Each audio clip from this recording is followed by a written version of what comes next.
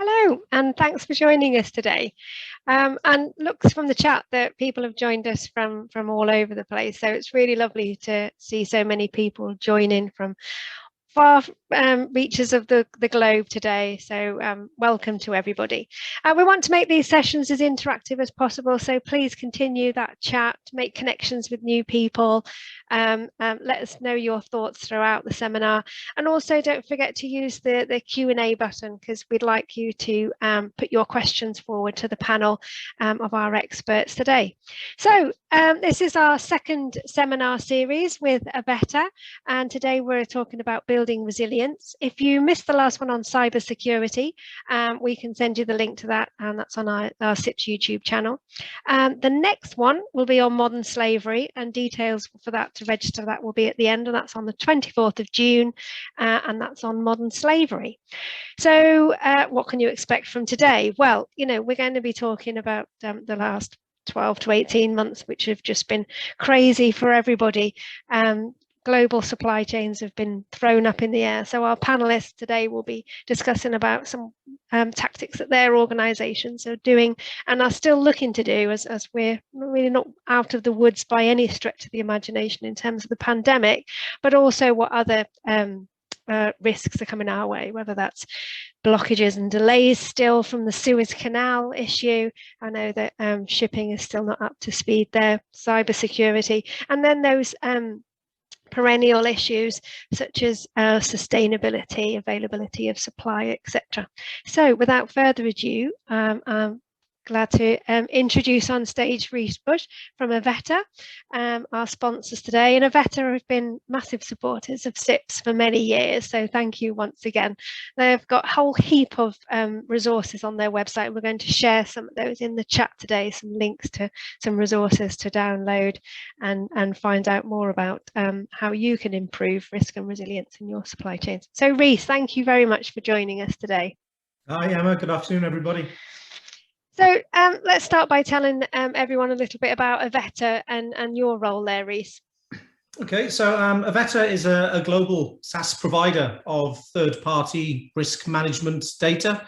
We commonly work with large companies that rely on high volumes of suppliers, and we combine cloud technology with a large multidisciplined audit team to deliver optimal data to those users in real time. My role, I'm effectively the team leader for the Europe, Middle East and Africa region. My role and that of our team is fully aligned to our clients' objectives, which are commonly combining digitization and sustainable procurement. Ultimately helping them to drive better decision making, reducing supplier risk, and helping to better protect their company's reputation. Most of our clients are global, which means they have complex global supply chains, and the team here, the EMEA team, supports our clients and their suppliers in just over 50 countries, and we support 27 languages. Wow. And I imagine you and your clients have seen some unprecedented times over the last 12 to 18 months. And when we've seen supply chain disruption like never before, and we're not out of the woods yet, you know, that another peak in India is causing repercussions all over the place. Well, what strategies have you seen procurement teams starting to put in place to make their supply chains a bit more resilient? Well, you're absolutely right. And it's fair to say that most large companies, Emma, weren't ready for this. And therefore, it's probably unrealistic to assume that their supply chains were ready. One of the many joint initiatives with our clients that we worked on was engagement and training of suppliers on more holistic business continuity planning, ultimately helping everyone to be better prepared for any future risks and disruption. We've certainly seen an acceleration in digitization within procurement. This was in many cases an honest realization, maybe an overdue realization that lots of legacy processes just weren't fit for purpose. So the last year has helped lots of companies to position themselves to be better placed for recovery. And And critically, what we've seen is how the very definitions of supplier risk have changed and evolved. And this isn't just COVID. The ESG focus is now firmly on supply chains. We're now gathering more data around supplier diversity, on labour practices, especially in sub-tiers, and more recently starting to gather much more granular data on carbon, as our clients have started to engage their supply chains on that journey. Excellent. And I don't think we've seen the end of long lean supply chains, no matter how problematic they might be. But perhaps we'll see a shift in an over-reliance on single sourcing. Do you think we need to change our sourcing models in order to be a bit more robust? Well, there's certainly more awareness of the risks of single sourcing, and we looked at the behavior on our platform at the first lockdown, which seems like 20 years ago. We saw a huge spike of buyers searching for more suppliers and looking to engage new suppliers in their local geographies. But there are challenges. It's not simple, because sometimes there may only be a few suppliers in the world of a certain product or service. So the relationship aspects are really important. And conversely, Emma, many of our clients don't want more suppliers. They actually want less. They're on a rationalization drive. They're looking to identify fewer, better suppliers. And we've seen an acceleration of that, and it's been an interesting trend. We can see that there is now less tolerance for non-compliant suppliers. The clients simply aren't accepting the risk anymore. And this is a clear trend, and we think it's a positive one, where ultimately performance levels within the supply chain will improve. No, and it's not like we can just flick a switch, is it, and start saying that we're going to switch our strategy to more localized or spread that risk. There isn't often the capability or capacity in the market, so I guess it's going to be a big challenge for us all. Yes. I imagine there's going to be a bigger focus on agility and flexibility going forward. The heart of many of the solutions that procurement teams are putting on place rely on deeper and more open relationships with suppliers. And is this something you're seeing with your clients? We're absolutely seeing it, but like any relationship, it's a two-way process. Clients need more data. And we know that suppliers can expect to have to share more data, but some suppliers can be choosy. There will be more competition for higher performers. So the effectiveness of those relationships is going to be really critical, especially when maintaining those relationships virtually over the last year or so has been tough. And technology helps. It has a role. Many clients have used it well, engaging and informing and helping their suppliers. But we also know from vast experience that those relationships at tier one are more critical now than ever, because unless there is an effective relationship with tier one suppliers, it's very difficult to have any kind of meaningful engagement below tier one in the sub tiers. And it's not easy, but I think everyone here today knows that there is a far more aware consumer base that is demanding much more transparency of products and the processes behind them. So there's certainly an expectation that large companies will be doing more to help their suppliers in the coming period. Excellent, thank you very much. That set the scene fabulously to move on to our panel. So thanks, Rhys, and stay on screen because you're going to join our panel now. And I'm going to hand over to Kerry Jones, who's Editor of Supply Management, who's joined by Alex Jennings from DS Smith and Dale Turner from Skanska. So Kerry, I will hand over to you and I will see you again to close. Thanks very much.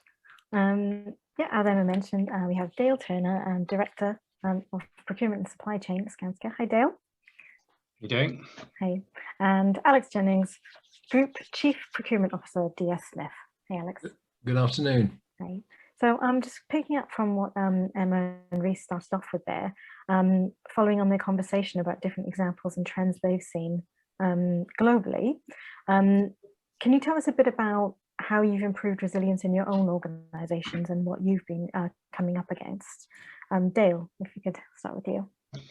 Yeah, certainly. I think what we've tried to do, I mean, the procurer in me tells me to consolidate spend with fewer organizations, but actually I think over the last 12 to 18 months we've been looking to a wider selection of businesses that we work with, just to give us a few more choices and options, and just making sure that there is a little bit more resilience there, rather than going to the same people that we've gone to before. So I think this has just highlighted the need to go and do that. So it's a bit of a mixture at the moment. Mm-hmm. Yeah, that seems like the opposite of what some companies are doing. They're sort of leaning their supply chain, there's a number of suppliers in order to get greater control. So are you, is that really benefiting you at the moment to have that extra option? Yeah, I mean, I think, you know, if you're used to spending a lot of money with fewer organizations, then especially in this period now, I think, where we're coming out of some challenging times and capacity is a real issue for those, I think you do need something more, because certainly in construction at the moment, demand is outstripping supply on a lot of the trades. So you need somewhere else to go and to widen your base a bit. Mm-hmm. And then Alex, how about things at DS Smith? So organizations are at different levels of maturity. And I think for me, it is really important to, wherever you are, focus on the basics, especially with what we've been going through recently.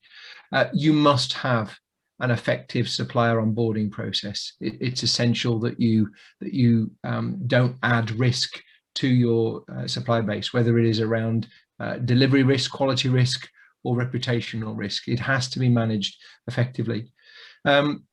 We have to constantly assess our supply chain, and we use a number of tools to support us with that. And Rhys spent a lot of time talking about tools that they employ to enable organizations to understand what's going in within their supply chain, and they can then pinpoint and manage those risks. You've got to ensure that your suppliers understand their responsibility as well. This is not a box ticking exercise.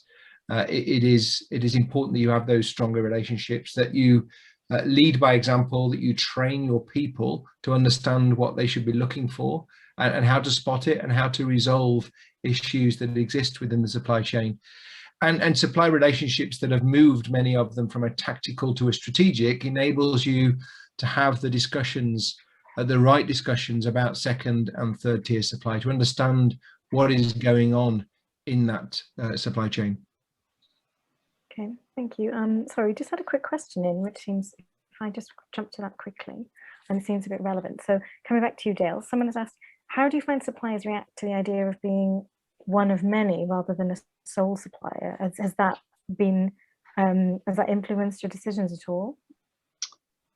Actually, I don't think it's made that much difference. I think that because of the sheer demand at the moment, it's not that anybody has lost out in terms of that. It's just that we've got unprecedented demand, and therefore we just need some more. So it wasn't necessarily a case of taking away some work, which I could see would be a problem for those that you've perhaps developed a relationship with. But I mean, every business goes through cycles, don't you, in terms of the different types of projects you're on. So for quite a lot of our trades, it's a little bit up and down from one year to the next, rather than maybe in some of the other sectors where there is a common amount of spend, you know, that's similar across, you know, over a 10-year period, for instance. Thank you.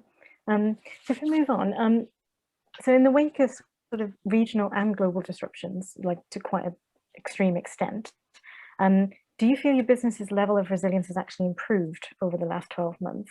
But also, what have been those actual core elements that have made the difference for you within your own teams and within your own departments? Yeah, so I think we kind of touched on this really with some of the first question, but there's certainly been a lot more focus on understanding further down the supply chain where the pinch points are. you know, where are the bottlenecks. Sometimes when you get beyond tiers 2 and 3, it's a little bit muddy in terms of understanding exactly where things are coming from or when they're going to be delivered. So for us, you know, when you're working in a dynamic environment on a construction site that you've got critical path activities, you need to know that it's going to be there just in time. You know, some of the projects were in London where you can't stop off and you can only deliver at certain points. So there's been a lot of work almost in setting up. Is there any pre-warning we can get, early understanding of where problems are, and then we can adjust rather than expecting something to turn up and then it doesn't? And I think what the really good thing has been is that procurement has been at the forefront of that, and, you know, business looking to us to help solve those problems, which is great for the profession as well. Alex? Yeah, I mean, just to build on that profession thing, strong leadership was needed over the last 12 months.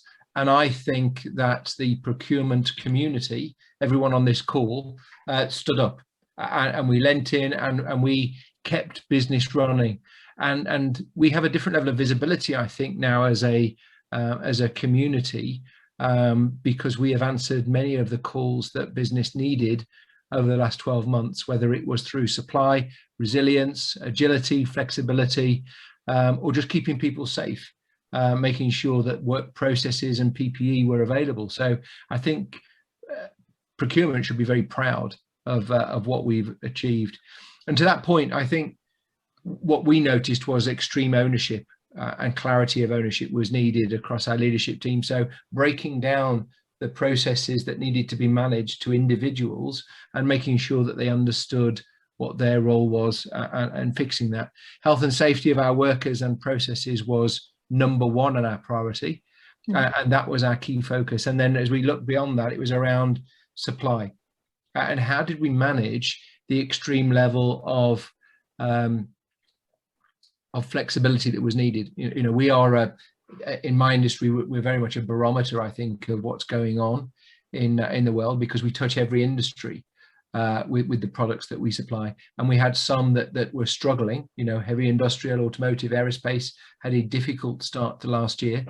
But then other sides of our customer base, e-commerce, for example, FMCG, had extreme growth. And we had to flex our business and our supply chain to cope with that. I think understanding those pinch points that Dale talked about is absolutely key, and then assigning tasks to people to monitor, to manage, and to review, and communication up and down the chain.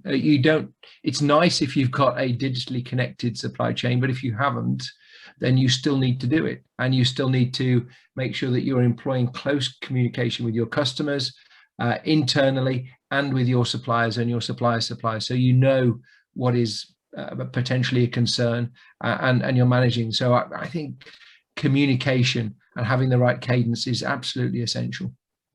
Absolutely. I think, yeah, we're hearing that across the board, and a lot of people are saying remote working is helping them speak to suppliers more often, and obviously we're still missing that face-to-face, which hopefully we'll get back to quite soon. Yeah, so Rhys, you actually touched on this as well earlier when you were chatting with Emma, but did you have anything you wanted to add to that about, you know, what have been those core central points for you? Sure. Sure, I think I'd just concur with what Dale and Alex said there about the diversity of sectors has made a big difference. We work with lots of different sectors, and they've all been impacted slightly differently. So clients of ours in, for example, corporate real estate and FM have had a really tough time, whereas online retail have been flat out. And, you know, we have to be mindful of that in terms of, you know, what those different companies could have achieved over the last year, when things like spend profiles with suppliers, which do define behavior to an extent, have been hugely relevant. We also know from experience that the cultures within certain supply chains are very different. You know, what a pharmaceutical client can ask of its suppliers is very different to what a construction company can ask of its suppliers. And of course, not all suppliers are the same, so we have to be, you know, segmenting them and treating them accordingly. So it's brought a huge amount of challenges, but seeing how the digitization journey in particular, and the realization of this is what we need to do as a team this is where we need to use technology more effectively. That the acceleration of that has been fascinating over the last year. Mm-hmm. Yeah, absolutely. I think acceleration is definitely not necessarily bringing in something very new, but the speed at which people are implementing these things is amazing. So to broaden it back out again a little, so as you said, a few of those points you mentioned, we know we're supposed to be supply chain mapping as many tiers as you possibly can. We know we have to do the due diligence and assess the risks, maintain those relationships, but we're still finding there are gaps and we're still not covering all bases. So what other steps can we do to close those weaknesses in the process? Alex? I guess when we talk about weaknesses in supply chain, there are many risks that vary from supply risks to immoral activity going on in the supply chain, and we are responsible for all of those. Okay, so we have to own that whole risk structure. And you know, if you look at the data that CIPS provides, we still have a problem within the world supply chain when it comes to, for example, modern day slavery. It is still a significant problem, and we have to find it and remove it and educate, and it becomes our problem. I do expect legal requirements to become stronger in that area. I think it's not a tick box exercise, and I think there will become an expectation that that we are responsible for ensuring that it's not taking place in our supply chain, rather than just asking if it is or it isn't. And we have to take a leadership in that. I really do believe that.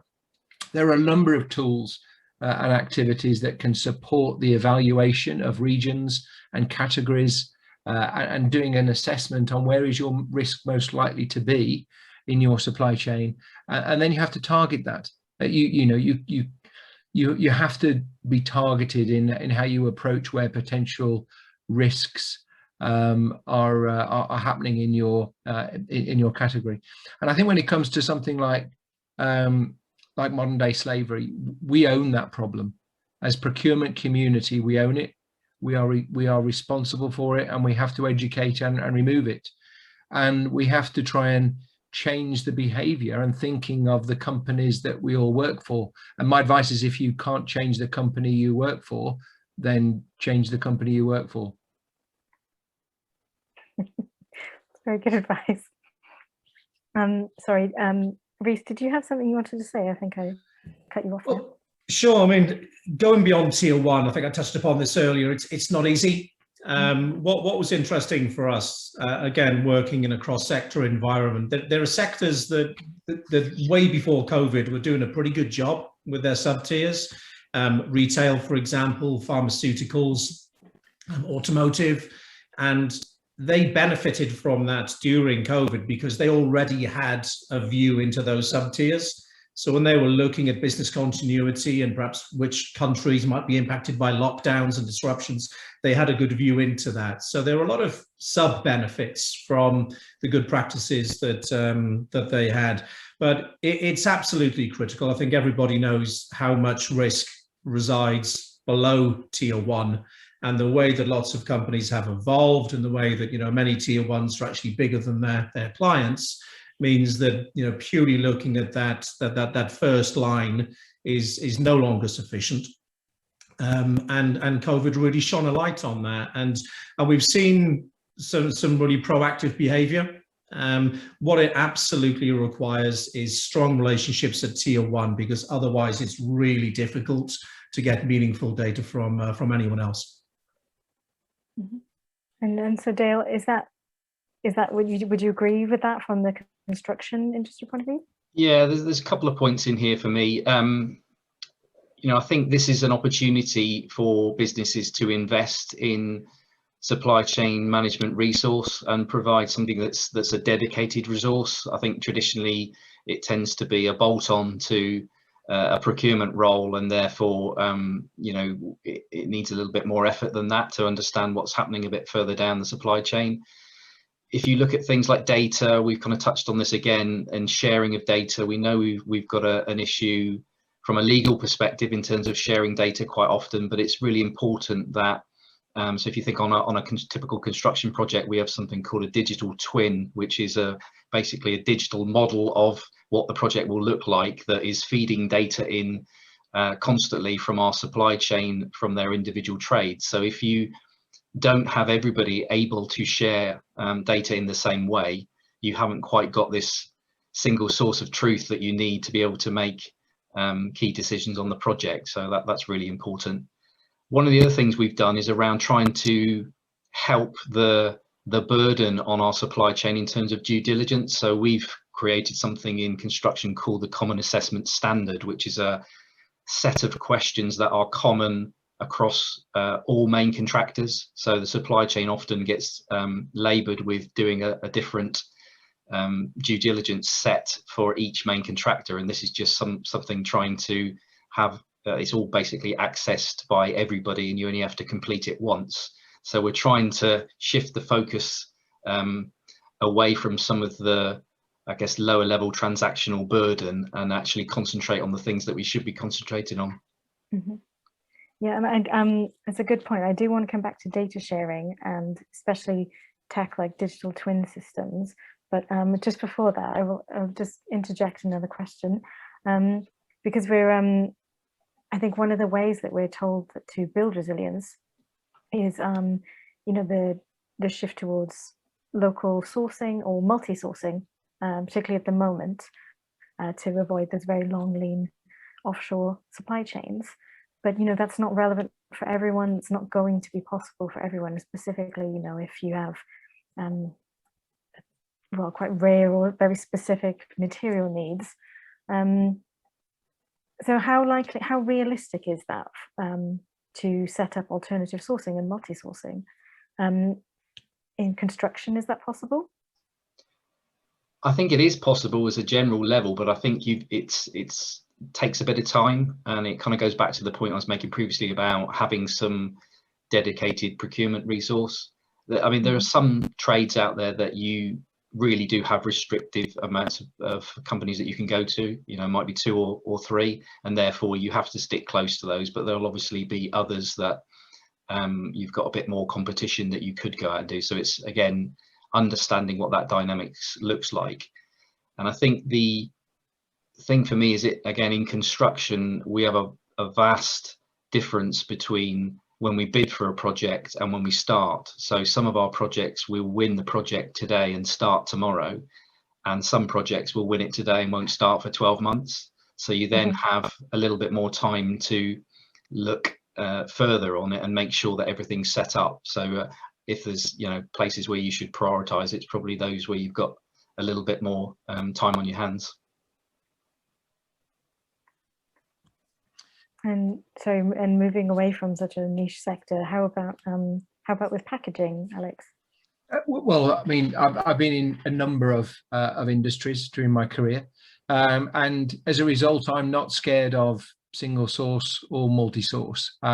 What has to happen is that you understand the actual supply chain process, and you build resilience into that process. So, for example, you can have a single source supply relationship, but they may have their product manufactured in multiple locations, which gives you that resilience and support to the process.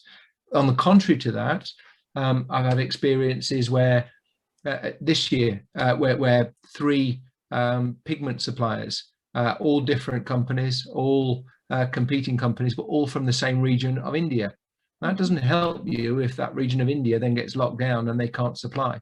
So you need to understand and challenge yourself, I think, on how you operate, whatever you choose, whether it is local or long distance, whether it is single or multi-source. You've got to look at the requirements of how accurate is our forecasting. What is the variability in that forecasting? Can our supply chain cope with that? What if? Can we? And ask those questions and challenge yourself. And if something is going to go wrong, how do we cope? If the forecast changes, how do we cope? And you need to train your category managers to understand that their responsibility goes beyond just that first order. But it is understanding, what do we need as a business, as a product or as a service? What is the value that's created from that? And ensuring that that flows through. It's look, the maturity of us as an industry has changed from 36 years ago when I started, and we own this now. And that's why the training has changed. You know, what CIPS delivers now in the education of people is very different to when I did it. And you know, I think it's great to be part of that.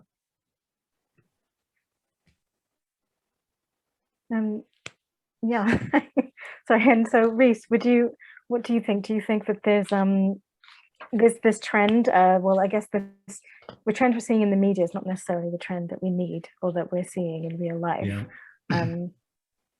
Again, big variations by sector, Kerry. You know, some sectors like construction or construction materials, supply chains tend to be limited to the environment where the projects are going on. People are rarely traveling internationally for those kind of projects. And equally, I think to Dale's point, initiatives like the Common Assessment Standard that we've recently joined absolutely have a place, because there are specific requirements and specific risks in certain sectors. That being said, we also encourage buyers to look outside of those sector bubbles. You know, we do a lot of supplier mapping on our platform, and you can see suppliers that are scoring very highly in construction, for example, that are also working in retail, that are also working in manufacturing, because they're really good companies. And, you know, they want to be working in other sectors, and often they can bring new thinking and new levels of quality to a sector that, that could benefit from it. Yeah, absolutely. I think so. So actually, sticking with you, Rhys, what Dale mentioned earlier about digital twin technology, and we said, you know, people are fast tracking these projects and trying to reduce risk by introducing more softwares or more tools that actually streamline the processes. But how can you build cybersecurity like planning and cybersecurity resilience into your long-term plans for continuity and to minimize risk in that process of, you know, getting everyone on board with a new tool?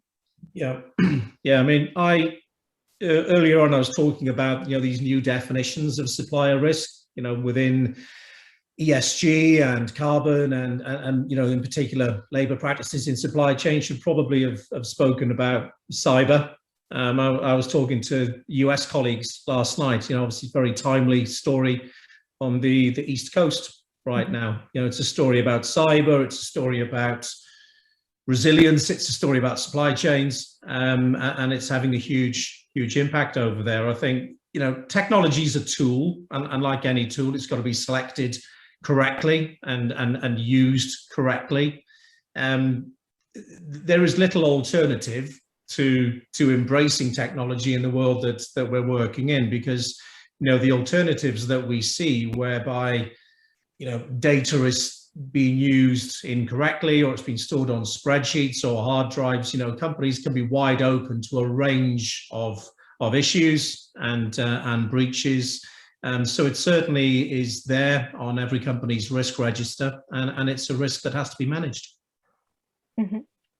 How would you recommend going about trying to manage that? How do you, particularly if it's not something that's normally been in your continuity planning radar? I think this is one of the areas where, perhaps building on Alex's point, you know, there are specific departments that have a role, but an area like cyber is not something that you would say to procurement, here you go, make sure that all of our suppliers are safe and resilient, because that is not their responsibility of doing that. It's far more holistic. The companies that are doing a good job on this have involved all of their senior management team in defining what their cyber strategy is. It's a rapidly evolving risk as well, and it's something that requires leadership from the very top, because it's real and it's not going away. Yeah, I think we're seeing that attacks on lower down in supply chains are actually, the rising threat at the moment, like the pipeline, but also like with many, I mean, we're seeing everywhere, but nobody is safe, I guess is what I'm saying. And it's quite contemporary as well, Kerry. Mm-hmm. At the same time, we're asking suppliers to learn about business continuity planning, learn about labor, all these different things, and then it's cyber. So there's an awful lot going on right now. So, the relationships and what companies can do to help, especially smaller suppliers, to educate them on this and to provide training and support is really important, and there is an expectation on larger companies in particular they could do more for smaller companies. Absolutely. So if I broaden it out to just IT systems technology in general, nothing very high level cyber. So Alex, how do you manage like say with data sharing or with suppliers at DS Smith?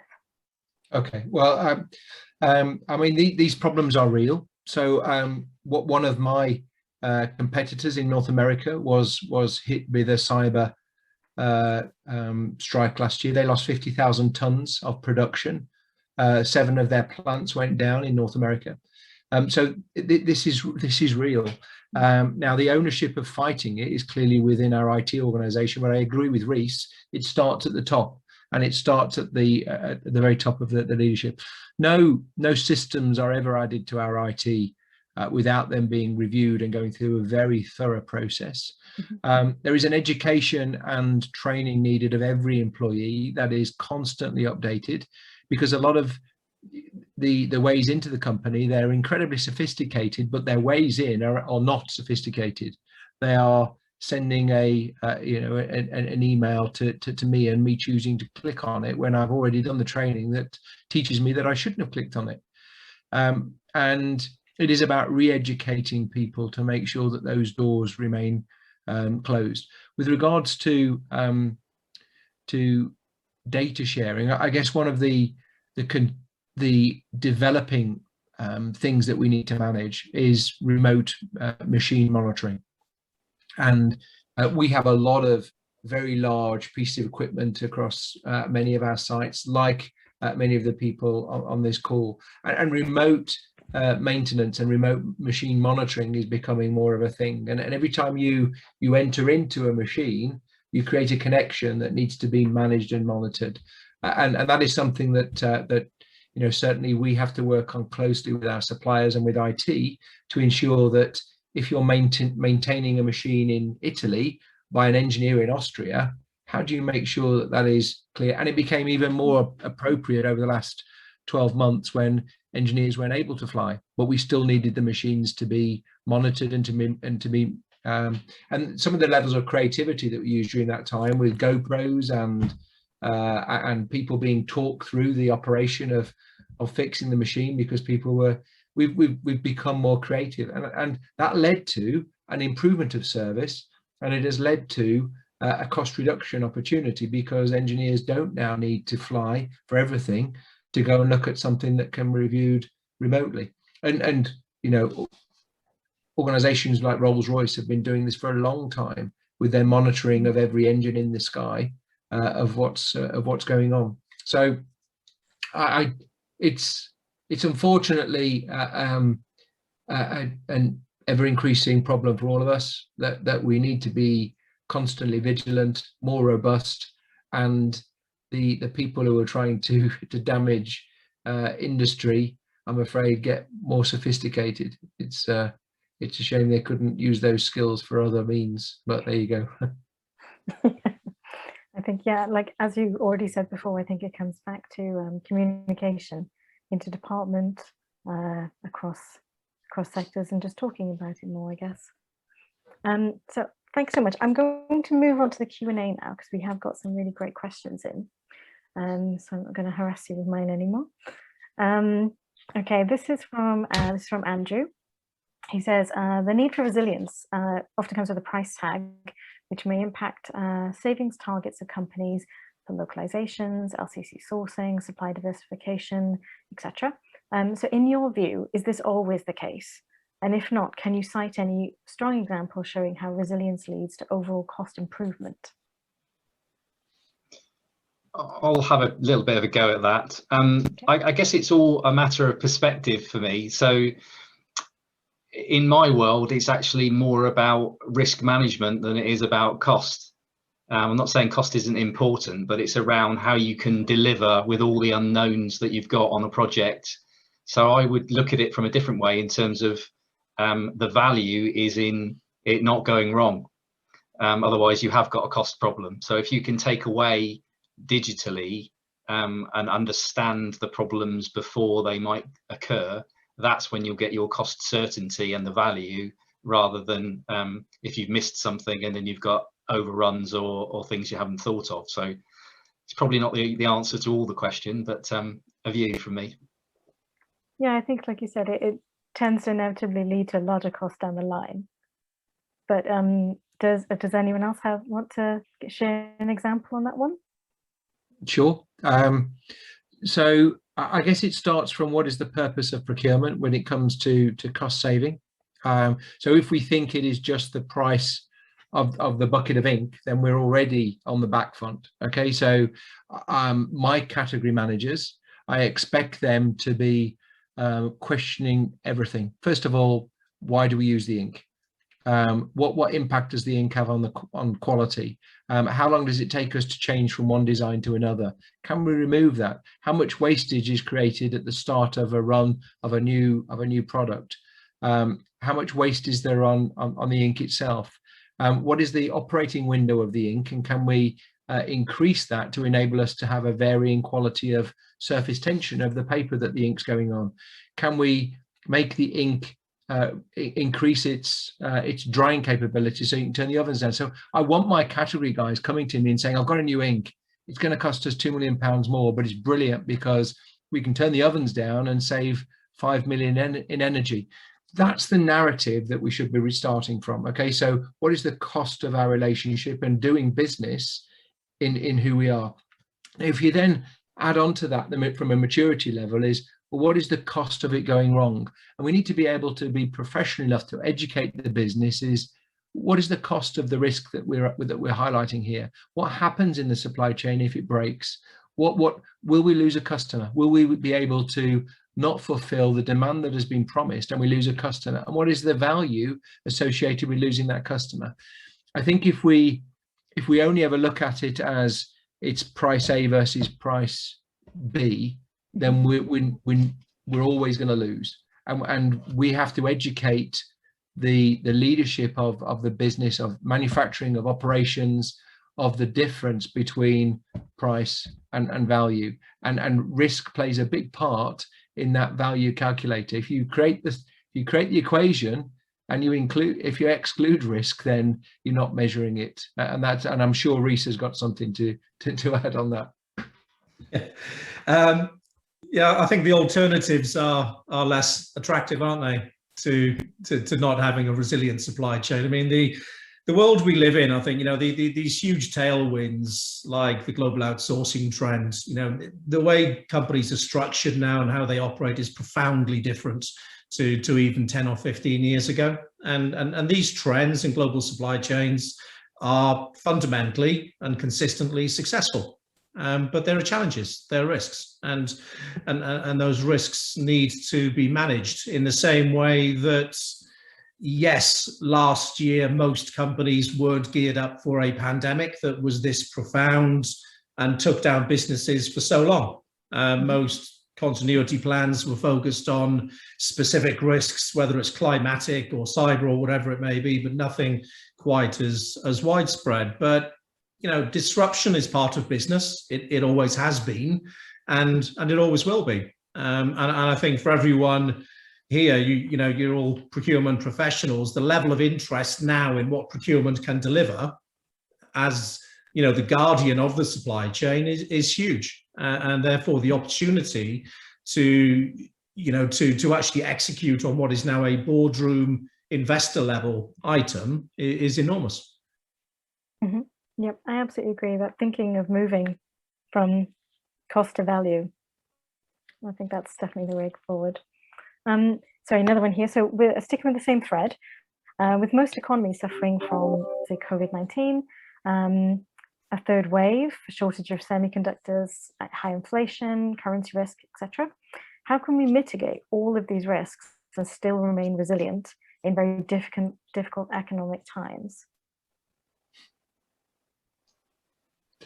And I'll have a little bit of a go. That's quite a wide question, I have to say. I guess it goes back to, I think, one of the answers to the questions before, which is around understanding where most benefit can be attributed. So if you know where your high risk areas are and you know where your priorities are and you're really succinct on that, it doesn't get lost in the overall day-to-day things that you're doing. So you're then more likely to be aware of it and be able to prepare for it going forward. But I mean, you know, nobody could have really predicted 12 or 15 months ago what we were going to go through and the impact it would have. So I think even in those instances, even if you had done a lot of preparation, knowing it was coming, if you had some foresight, I still think we would have had the challenges we had. So I think you can't get rid of every risk out there or be prepared for everything, but just have an agile enough team or business that you can, you know, move fairly quickly when you need to. Mm-hmm. So sorry, Yeah, there's a lot of. Yeah, just to build on that, I guess. So I mean, the question, can we mitigate it? I think first of all, understanding it and educating is an important part of our role. So can we avoid currency movements? No, but we can hedge. Can we avoid high inflation? No, but you can make sure that you build the potential for that into your business model and make sure that your commercial offering is reflective of some things that are going on.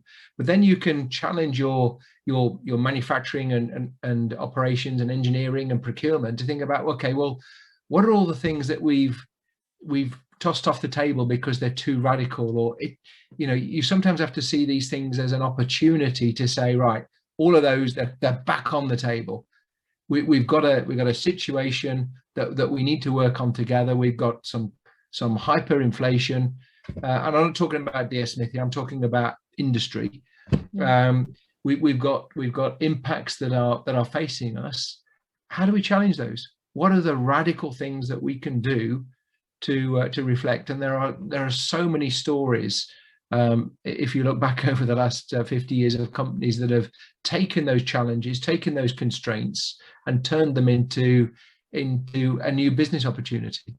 But category managers should be understanding of the dynamics, should be knowledgeable in the fact that these things might happen, and should have already educated the business in their assessment that there is a potential for these things to impact the business. So they shouldn't necessarily come out of, you know, as a surprise. Yeah, you should always have that what if person, right? Sorry, Rhys, please go. Yeah, I fully concur. I mean, risk and the content of a risk register is not static. And, you know, even in our world of evaluating suppliers, the days of are you safe and are you insured in case one day you're not safe, you know, they're long gone. And these definitions have rapidly changed in the last couple of years, but they've changed for the better. Supply chain is now a differentiator. So, you know, it's an area where, you know, companies will gain competitive advantage by having the best suppliers, the highest performing suppliers, and in many sectors there is huge competition for them. I mean, one of the interesting initiatives that we got asked to do just before COVID was working with a very large client of ours to provide them with data that their commercial teams would then use when they were pitching some of the world's biggest companies for business, because they knew that how they delivered their supply chain was ultimately critical to those projects. So, you know, the benefits to the bottom line, as well as reputation, as well as this just being the right thing to do, are without doubt. Yeah, I mean, to build on Rhys's point on reputational risk. I mean, I'm a B2B company, but so my reputational risk is not just the company I work for, but also the brands that we represent and supply to. But there was a well-publicized activity last year by somebody's supply chain, being involved in some activities in the textile industry in Leicestershire that were inappropriate, and that company's share value lost £1 billion on the back of that. These are not small numbers. This is something that companies need to take seriously. Absolutely, and like I was saying before, there's no one is safe from that. And no matter how big you are, people and consumers will come knocking on your door. So we only have 5 minutes of ish, so I'm just going to check out a few more questions to you. So does the panel agree that the prominence of supply chain risks has elevated procurement and supply teams' profiles? Do you think this will translate to more resources and C-suite attention? Dale? It certainly has given elevation, I think, to the role. I've got more pull than I've ever had, I think, within my own organisation. I think there's still a way to go to get the investment that we would all like, I think, in professional procurers. I think it's probably the same for everybody, but for me, 80% of our turnover is delivered through the supply chain. So I obviously would say what's more important than managing that in the right way. And in order to manage that in the right way, you obviously need to have investment in resources. But I guess I would have liked to have hoped that it doesn't take a crisis to invest in procurement. It's just something that's part of that normal business.